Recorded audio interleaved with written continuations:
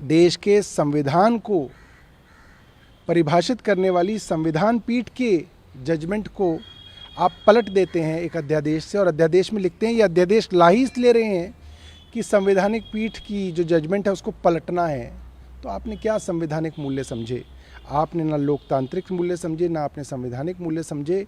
आपने इन सब की हत्या करके, देश के संविधान की हत्या करके, उसको दफन करके उसके ऊपर एक बहुत सुंदर आलीशान जो है एक इमारत बना ली है, जैसे शाहजहाँ ने मुमताज़ को दफन करके जो है एक इमारत बना ली थी। समारोह में सम्मिलित न होके वो बता रहे हैं कि देश का अपमान कर रहे हैं, 140 करोड़ जनता का अपमान कर रहे हैं और विश्व को ये दिखा रहे हैं कि ये किस तरह का लोकतंत्र, डेमोक्रेसी जो है कहते हैं, उसके अंदर ये ऑपोजिशन वाले ये पूरे भारत की इमेज जो है वो मिट्टी में मिला रहे हैं। बहुत दुख की बात है। The religious content that is being given to the entire inauguration of the new parliament building. According to Indian Constitution, India is a secular, democratic, socialist republic. When there is a reference to republic, president comes there. So that president is removed. Now secularism is also being removed. It is as per Brahminical puja.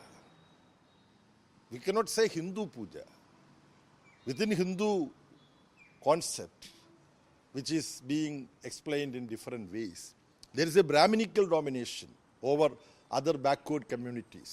ये अफसोस की बात है कि जब temple of democracy का लोकार्पण हो रहा है तो कुछ पार्टियां मदर ऑफ हिपोक्रेसी के रूप में इस प्रकार से नकारात्मक राजनीति कर रही है। ये विघ्न संतोषी कुछ पार्टियां बन चुकी है जिनको केवल विघ्न डालने पर, बाधा पैदा करने पर ही संतोष आता है किसी भी शुभ मुहूर्त या शुभ काल पर।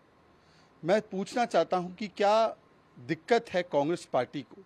नए पार्लियामेंट की बात तो उन्होंने 2012-13 में की थी, आज उससे क्या उनको अड़चन आ रही है? दिन जो चुना गया इसके लिए, वो दिन भी कहीं ना कहीं हम लोगों को अखर रहा था, क्योंकि सावरकर के जन्मदिन के दिन से किया जा रहा है, जबकि आप सभी जानते हैं कि भारत पाकिस्तान के बीच जो विभाजन हुआ, उनके शुरुआती जो पैरोकार थे उनमें से एक सावरकर जी है, और उन पर कई एलिगेशंस भी हैं जो कपूर आयोग वगैरह ने जो अभी तक अपनी बातें रखी हैं, ये उन पर कई तरह के आरोप हैं, संशय है। तो ऐसे विवादास्पद व्यक्ति के जन्मदिन के दिन संसद भवन जो कि लोकतंत्र का मंदिर है, उसका उद्घाटन किया जाना कहीं ना कहीं कुछ समझ में हमें नहीं आ रहा है। कांग्रेस और विपक्षी दलों का जो बहिष्कार का जो कृत्य है बेहद आपत्तिजनक है और एक प्रकार से यह प्रकट करता है कि अब उनकी संसद के प्रति कोई श्रद्धा और विश्वास नहीं रह गया है।